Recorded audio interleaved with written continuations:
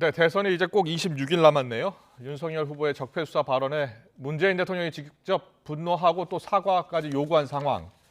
대선 정부의 지금 이슈를 빨아들이고 있습니다. 이재명 후보 부인 김혜경 씨, 윤석열 후보 부인 김건희 씨, 각종 의혹의 단일화 변수까지 대선 전국 판세 여전히 안개 속입니다. 대선을 26일 앞둔 전국 현안, 민주당 대표는 어떻게 보고 있는지 들어보겠습니다. 더불어민주당 송영길 대표 나와 계십니다. 어서 오십시오. 네, 안녕하십니까. 안녕하십니까.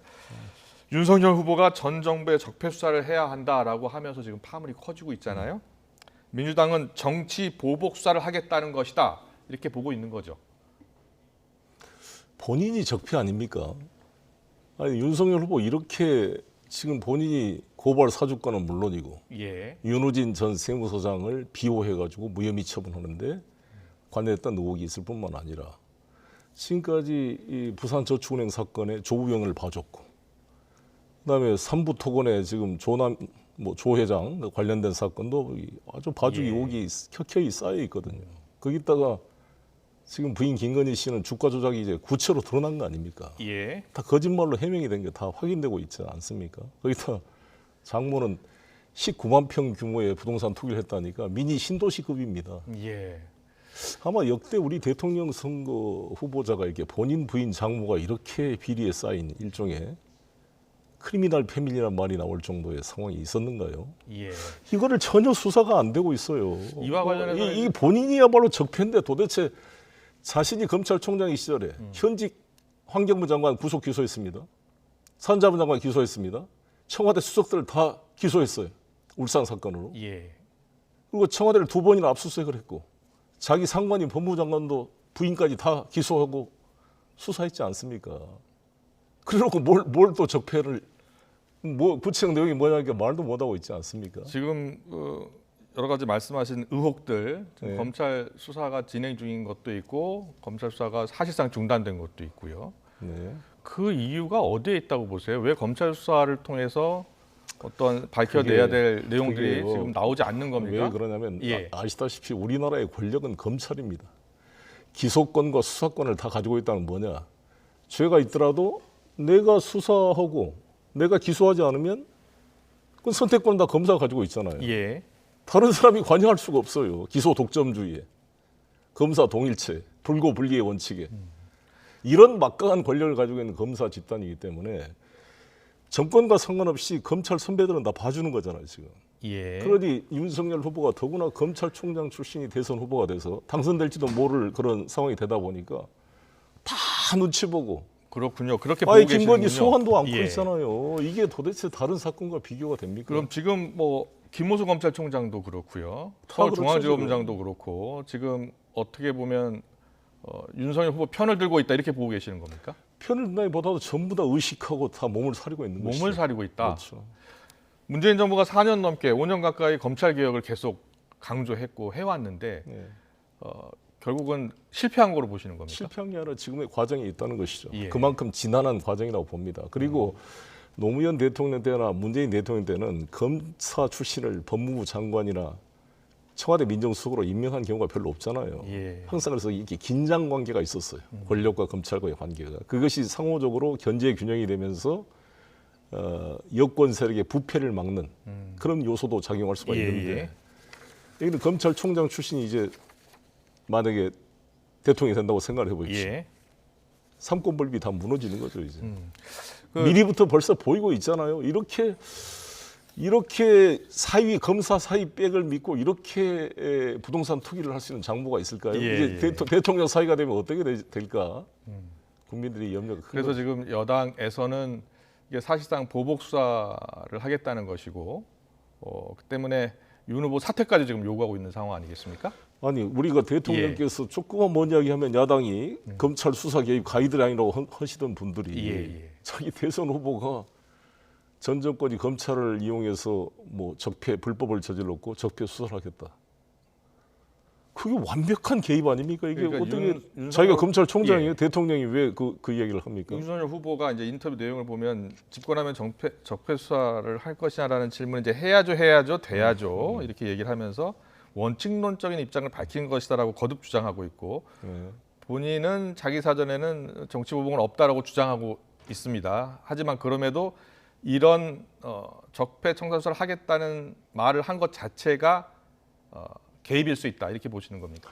왜 저희가 윤석열 후보에 대해서 염려를 하냐면 예. 원전 관련 사건 이제 산자부 장관을 기소했잖아요. 월성 원전 네. 사건 경제성 조작 의혹 사건이요. 네. 예. 뭐 구체적으로 이제 법원의 판결을 봐야 예. 되겠습니다만 지금 재판이 진행 중이죠. 거기에 대통령 이름이 40회 이상 거론이 됩니다. 공소장에. 예. 공소장이에요. 울산시장 사건도 대전지검이 수사한 거 말씀하시는 거죠? 그렇습니다. 예. 울산도 30회 이상이 거론이 되고 예. 완전히 그냥 대통령을 기소만 안 했지 사실상 칼끝을 겨냥하고 있는 것으로 공소장을 보면 비춰지는 거죠. 예. 현직에 있을 때부터. 그러니 얼마나 이 앞으로 이 검찰권 남용이 걱정이 안 될 수가 있겠습니까? 예. 문 대통령이 그동안 대선 현안에 대해서 별다른 메시지 내지 않다가 직접 썼다고 하죠. 썼다고 하는데 분노하고 또 사과를 요구했습니다. 이렇게까지 강도 높은 발언을 한 배경도 거기에 있다고 보시는 겁니까? 문재인 대통령께서 정치를 사실 할 분이 아니었잖아요. 네. 운명이라는 책을 보면 노무현 대통령이 돌아가심으로써 운명적으로 정치를 하게 된 거 아닙니까? 그 아픈 기억이 얼마나 큽니까? 비단 문재인 대통령뿐만 아니라 우리 모두 저 자신도 지 몸이 지켜주지 못해서 미안하다는 그 아픔 속에 2009년 5월 23일 그 비오는 봉하마을을 지금도 생생히 기억하고 있기 때문에 이런 비극적인 일이 또 있어서는 안 되는 거잖아요. 이게 없는 죄죠. 기획해서 하겠다는 뜻이냐 이렇게 반문한 거 아니겠습니까? 예. 그 보니까 계속해서 사과도 요구하고 있지만 윤석열 후보는 직접 사과 입장을 밝히지는 않고 있습니다. 윤석열 후보는 어제 기자들의 질문에 문 대통령과 생각이 같다라는 입장 정도를 얘기했고 이준석 대표는 오늘 적반하장도 유분수다 왜 사과해달라고 매달리나 이렇게 표현을 했습니다. 여기에 대해서는 어떻게 들으셨어요? 이준석 대표는 아직 그 아마 나이가 있어서 그때의 정확한 사정을 잘 모를 거예요. 그때라 하면 그러니까 노무현 대통령 예. 돌아가실 때나 예, 그 노무현 전에 또 선거 당시 상황. 검찰의 예. 역사를 잘 모를 수가 있는데 그 문재인 대통령께서 말씀하신 것은 살아있는 권력, 예. 청와대나 정부 여당에 대해서도 제대로 수사를 원칙에 따라 해라 이런 말씀을 하는 것이지 예. 상대방을 그렇게 하라는 건 아니잖아요. 그러니까 저는 윤석열 후보께서 문재인 대통령과 뜻이 같다 이렇게 말씀을 하려면 본인 부인 장모, 자기 측근에 대한 수사를 법과 원칙에 따라 엄격히 해라라는 것이 올바른 태도다. 예. 상대방을 적폐로 몰아서 정치 보복하겠다는 것이 아니라. 예. 그 윤석열 후보 같은 경우에는 문재인 대통령에 대해서는 참 정직한 분이다 이런 표현을 하고 그러면서 문 대통령을 둘러싼 거대한 집단 뭐 이렇게 표현을 하더라고요. 그 집단이 문제다. 내로남불의 전형이다 이렇게 표현을 하더라고요. 글쎄 뭐 예. 여러 가지 그런 말은 궤변이고 궤변이다. 어쨌든 대통령 책임자에서 대통령이 총괄 책임을 지는 거죠. 모든 예. 분야는. 지금까지 그렇게 악의의 보복 심리에 정권 교체를 떠들다가 그렇게 말한 것 자체가 또 이번 사안은 윤석열 후보가 자기 모습 반드시 그 발언 배경 그리고 사과를 해야 한다고 보시는 거죠. 글쎄 뭐 그건 국민이 평가할 문제 아니겠습니까? 예, 예. 좀 국민 앞에 사과할 문제고 어차피 이게 저희들은 기본 방향이 미래로 가자는 거 아닙니까? 지금 윤석열 후보가 항상 자신 있어 한 것은 술 마실 때하고 수사할 때. 그 예. 두 이야기가 나오면 자신이 총기가 반짝반짝 하는 것 같아요. 예. 경제 이야기나 어려운 이야기 나오면 실수가 나오고 틀린 말이 나오고 뭐 알리 백도 모르고 뭐 다 좋은데 지금 우리가 이 코로나 위기 속에 에너지 대전환 위기 속에 미래로 나가야 된다 이렇게 생각합니다. 윤석열 후보의 발언 파문, 적폐수사 발언 파문이 계속되고 있고요. 그래서 저희가 여야 대표로부터 입장을 차례로 듣고 있습니다. 오늘은 송영길 대표께 듣고 있고요. 다음 주에는 이준석 대표에게 듣겠습니다. 국민의힘은 적폐수사가 정치 보복이 되느냐, 그리고 원칙론적인 입장을 이야기한 것이다. 도둑이 재발저리는 것 아니냐 이렇게 이야기하고 있습니다. 그러면 지금까지 야당은 자기들 수사하는데 왜 이렇게 반발하고 했어요? 그런 너무나 유치한 그 발언이라고 생각이 들고요. 예. 말 그대로 문제가 생기면 수사하면 될 것이지 왜 없는 적폐를 만들려 하냐 그것을 지적하는 거 아닙니까? 지금 아까 말씀드린 대로 지금에도 문제가 됐던 현직 장관들도 다 구속시키고 기소했던 윤석열 검찰 아니었습니까? 환경부 장관 말씀하시는 거고. 그렇습니다. 예. 이준석 대표는 문 대통령의 발언, 사과 요구 발언, 분노 발언, 이 발언이 야권 후보 흠집내기 아니냐. 그리고 또 국민의힘에서는 선거 개입 이런 이야기 하고 있어요. 사실 돌이켜 보면 대통령이 야권 후보와 이렇게 각을 세우고 사과를 요구하는 사례는 처음인 것 같아요. 한 번도 이런 적은 없었거든요. 역으로 말씀해야죠. 먼저 예. 도발을 한 사람이 원인 제공을 윤석열 했다는 후보 게 아닙니까? 이제 그렇지 않습니다. 예. 원인 제공을 했다는 건 이제 여당의 주장이니까요. 그리고 말씀드린 것처럼 문재인 후보께서 평소에 말을 얼마나 아끼고 신중하게 하시고 또 이런 경우가 없었던 거잖아요. 예. 그러니까 평소에 맨날 이러던 분이 했다 그러면 모르지만 우리가 답답할 정도로 사실 항상 점잖은 말투를 쓰시고 이렇게 균형된 어법을 행사하시는 분인데 이 정도였던 건 진짜 화가 나셨다는 거고 예. 그걸 좀 파악을 했는다 봅니다. 문재인 정부와 윤석열 후보가 정면 충돌하는 양상으로 흘러가니까 이 두 사람의 대치 구도로 이렇게 바뀌는 양상이고 이번 논란이 실제로 이재명 후보에게는 어떤 영향을 미칠까 이렇게 이야기하는 분들 많은데 어떻게 보고 계세요? 왜 이재명으로 해야 되는지 더욱더 확실하게 저 동력이 생기는 계기가 긍정적인 된다고 영향을 미칠 생각합니다. 것이다 오히려. 예. 예. 그러면 왜냐하면 우리 사회가 전 정부에 대한 실정 같은 건 당연히 평가하고 또 예. 뭐 심판할 건 해야 되겠지만 네. 그렇다고 과거를 부정하고 또 막 칼춤을 추고 이렇게 보복을 하는 이런 악순환을 국민들이 바라는 건 아니잖아요. 예. 잘하는 것은 계승하고 부족한 점은 반성하고 보완해서 앞으로 발전해 나가야지. 지금 코로나가 하루에 5만 명 이상 나오게 생겼는데 이게 대통령 선거 끝난다고 문제 해결됩니까? 앞으로 위기가 새로운 대통령은 정말 위기가 쏟아져 내려올 겁니다. 예. 이거를 해나갈 미래를 준비해야 된다 이렇게 생각합니다. 알겠습니다.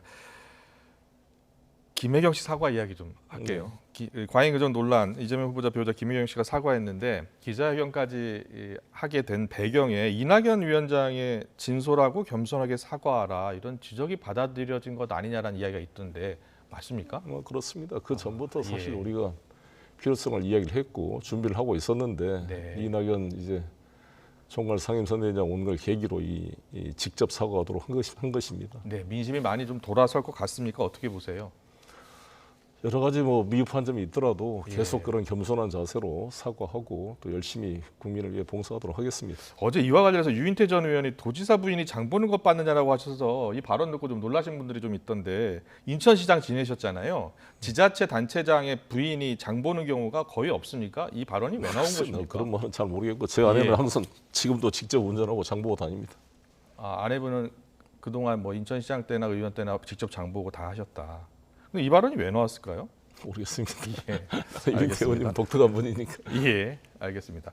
그리고 오늘 민주당에서 김건희 씨 도이치모터스 주가 조작 관련 의혹 수사 왜 이렇게 제대로 하지 않고 있느냐 하고 항의 방문을 갔더라고요. 서울중앙지검으로. 근데 중앙지검장이 만나주지 않았습니다. 이것 역시 검찰공화국 그리고 검찰 카르텔 때문이라고 보시는 겁니까? 글쎄 그것보다는 뭐 네. 우리가 굳이 만나려고 했던 거라기보다는 의사 표시를 하고자 하는 것이었으니까요. 어떤 여야가 오는 거에 대해서 검찰이 지금 뭐 안 만나겠다 이런 입장을 검찰은 취한 정책 것으로 알고 중립성을 있습니다. 지켜야 한다 때문에 만날 수 없다 이런 입장을 밝혔다고 합니다. 네, 어쨌든 저희들은 그런 의사를 뉴스를 통해 전달하고자 하는 거니까요. 예. 정말 저도 이 뉴스를 통해 다시 한번 우리 대한민국 검찰한테 부탁하고 싶은 게 있습니다. 예. 이 검사라는 것이 공익의 대표자 아닙니까? 국가를 상대로 한 소송에 대표하는 게 이 검사입니다. 국가를 네. 대리하는 게. 예. 정말 자기 검찰 출신이라 그래서 더욱더 엄정하게 저는 업무에 임해야 된다. 혹여라도 그 눈치 보고 검찰권 행사가 이렇게 무뎌져 버리고 돼버리면 어떻게 나라가 바로 설 수 있겠습니까? 대장동 관련 수사 관련해서는 여야가 다 특검을 주장을 했고 빨리 특검으로 진실을 밝히자고 했는데 결국은 특검이 대선 전에 이루어지지 못하게 됐잖아요. 여당에서도 수사가 부족하다고 하고 또 윤석열 후보도 어제 그 기자 회견 때 보니까 대장동 수사 재수사한다고 하더라고요. 이게 어느 게 진실인지 검찰이 둘 다 수사를 안 하고 있는 것인지. 글쎄요. 아무튼 우리나라 이 검찰권의 비대화는 크고 예. 독재 시절에는 기무사나 국정원 같은 이런 권력기관 조직이 권력을 분산해서 상호 견제하는 효과라도 있었지만 네. 그런 게 민주주의 국가에는 다 없어져 버리고 또 국정원의 국내 정보도 다 이제 못하도록 되다 보니까 완전히 무소불위의 독점적인 권력을 갖는 게 바로 검찰 아닙니까? 이 검찰 개혁, 여당이 생각하는 검찰 개혁의 방향은 지금 진행 중인데 그게 아직도 제대로 개혁이 이루어지지 않고 있다 이렇게 보고 계시는 거군요. 1차로 검경 수사권 조정을 하고 공수처를 예. 만들어서 공처도 만들고 수사권 조정도 하고 다 했는데 이게 정착할 때까지 시간이 걸리는 거죠. 왜냐하면 공수처도 25명 검사 가지고 2,500명 검찰 조직과 어떻게 견제 균형이 되겠습니까? 알겠습니다. 시간이 필요합니다. 예, 시간이 좀 필요할 것 같다라는 얘기하셨고 안철수 후보와의 단일화 이야기 해볼게요. 윤석열 후보가 안철수 후보와의 단일화 문제와 관련해서 뭐 10분 만에 해결할 수 있다 이렇게 발언을 하고 뭐 논란도 좀 되고 있습니다. 진전은 안 되는 것 같은데 민주당도 계속 안 후보 측과 접촉하고 있습니까? 그걸 뭐 말씀드리긴 그렇습니다. 말씀드리기는 그렇다라는 게 공동정부, 뭐 통합정부 이런 말씀 저번 때 하셨잖아요. 그런 이야기가 계속 오가고 있는 겁니까? 아니 언론을 통해서 이제 제시했던 거고 저도 예. 제가 했던 일관된 말씀이나 이재명 후보께서도 우리나라는 위기 국면이기 때문에 어떤 특정 정파의 사람만 가지고 위기를 이렇게 극복하기는 한계가 있기 때문에 예. 정파에 상관없이 유능한 인재를 모아서 통합 정부를 만들자 이런 원칙을 제시하고 있고 예. 안철수 후보가 주장하는 과학기술 강국 대한민국에 대한 비전을 완전히 흡수해서 같이 하겠다 이런 입장입니다. 예. 근데 지금 사실 이제 윤석열 후보와의 단일화 문제는 윤석열 후보가 단일화 협상은 없다. 뭐 10분만이라도 되는 거 아니냐. 이준석 후보는 사퇴하고 지지해라라고 거의 모욕적이고 굴욕적으로 항복 투항할 것을 요구하고 있는데 거기에 단일화한다면 안철수 후보는 정말 자존심도 없고 완전히 자기 부정이 되는 거 아닐까요? 지금 대선 구도에서 단일화가 되면 야권 후보가 단일화가 되면 각종 여론조사를 보면은 이재명 후보가 당선되기 어려운 상황 조사 결과 나오잖아요. 네. 단일화가 실제로 이루어질 수 있다 이런 것을 염두에 두고 지금 그렇죠. 있습니까? 단일화 되면 예. 거기에 맞게 대응하는 거죠. 근데 그것이 고정되어 있는 게 아니라 네. 또 변화되게 돼 있습니다. 정치라는 것은. 예. 그런데 지금 상황에서는 오늘 뉴스 보니까 최진석 그 위원장 선대위원장인가요? 예. 그분이 99% 단일화는 없다 이렇게 말씀하셨더라고요. 예. 지금 뭐 단일화는 없다라고 계속 이야기하고 뭐 물밑접촉 하고 있다는 얘기도 나오고 국민들은 헷갈립니다. 김종인 위원장 얘기해 보겠습니다. 김종인 전 위원장 출판 기념회 갔다 오셨다면서요? 네. 거기서 뭐 여러 이야기 한 것 가운데 이재명, 윤석열 누가 되든 미래가 암울하다 이런 표현 때문에 이런 발언을 왜 했다고 보십니까? 그분 생각이니까요. 네. 지금 우리 국민들께서 하도 네거티브가 되다 보니까 찍을 사람이 없다 이런 말이 나오고는 있잖아요. 예. 그 와중에 대해서 저희는 집권당의 대표로서 국민 여러분께 송구하다는 말씀을 드리고 그 속에서 그나마 우리 국민들에게 미래의 희망을 제시할 수 있도록 최선을 다해 노력을 하겠습니다. 네. 자세히 살펴보면 예. 우리 이재명 후보는 여러 가지로 검증이 되고 준비된 후보다 이런 점을 말씀드리겠습니다. 왜냐하면 완벽한 리더십은 없습니다. 지금 시기에 필요한 리더십이 뭐냐는데 지금 완전히 위기 상황이잖아요. 코로나 상황을 경기도지사 시절에 행정권을 이용해서 이만희 신천지 본부에 가서 명단을 확보해서 방역에 정말 철저하게 대응한 이 이재명을 선택할 것이냐. 검찰총장이랑 막강한 권한을 줬더니 건진법사의 조언을 듣고 영매가 나한테 도움이 될지 모르니까 영장 하지 마라. 영장도 안 해버리고 집행도 안 하고 신천지를 봐줬다가 요즘에 신천지가 그렇게 대가로 자기를 돕는다는 말이 나오고 있잖아요. 이런 후보를 선택할 것이냐 저는 국민들이 판단할 거로 보여집니다.